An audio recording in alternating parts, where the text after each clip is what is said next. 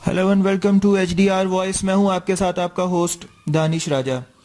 जमीयत उलमा इस्लाम फे के सरबराह मौलाना फजलुर रहमान ने एक तकरीब में गुफ्तगू करते हुए इंकशाफ किया कि मैं कुछ अर्सा पहले खैबर पख्तूनख्वा के शहर बन्नू में क़याम पजीर था कि मैंने सोते वक्त ख्वाब में हज़रत आदम अलैहिस्सलाम से टेलीफोन पर बात की। हज़रत आदम अलैहिस्सलाम ने मुझसे फरमाया कि फजलुर रहमान तुम क्या चाहते हो? तो मैंने उनसे कहा मैं अमन चाहता हूँ। फिर कुछ देर के लिए टेलीफोन पर खामोशी रही, लेकिन लाइन कटी नहीं।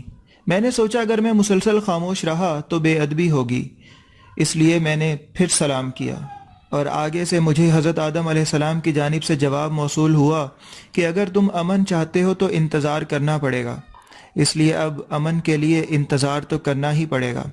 फजलुर रहमान के इस दावे पर सोशल मीडिया सार्फिन की जानिब से मिला जुला रद्दअमल सामने आ रहा है। हमारे साथ रहिएगा, सुनते रहिएगा HDR वॉइस को। अपना बहुत सारा ख्याल रखिएगा। Take care, bye bye.